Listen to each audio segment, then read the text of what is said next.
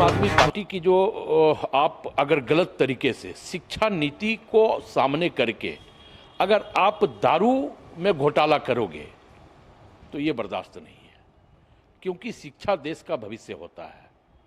आप गलत शिक्षा नीति का प्रचार करोगे और वहीं दारू के नाम पर आप 144 करोड़ रुपया हजम कर जाओगे, ये गलत बात है।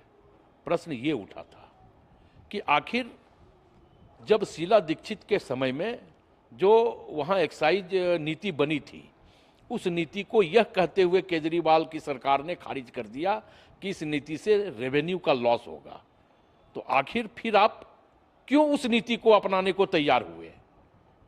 जब दिल्ली की जनता ने उसका विरोध किया केजरीवाल के आबाकारी नीति को, तब वो शीला दीक्षित की नीति अपनाने को तैयार हुए।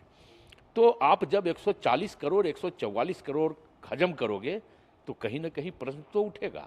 तो यही प्रश्न हम लोगों ने उठाया था। भाजपा नीति केंद्र सरकार का रेड कहते हैं, इसलिए रेड कहते हैं कि जिस प्रकार महंगाई के नाम पे, जिस प्रकार अग्निवीर के नाम पे, जिस प्रकार गिरती हुई अर्थव्यवस्था के नाम पे, जिस प्रकार डॉलर के मुकाबले धाराशाही रुपये के नाम पे आज संपूर्ण विपक्ष और जनमानस केंद्र सरकार को कटघरे में खड़ा किया हुआ है, तो अपने आप को कटघरे से निकलने के लिए केंद्र सरकार ईडी और सीबीआई का इस्तेमाल कर रही है कि महंगाई जैसे मुद्दे गौण हो जाए।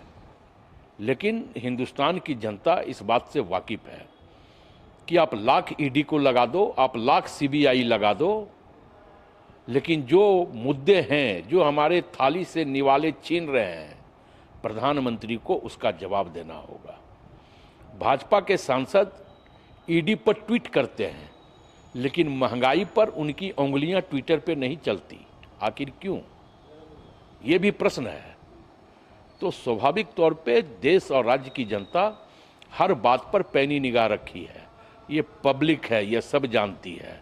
2024 में पूरा कुनबा साफ हो जाएगा।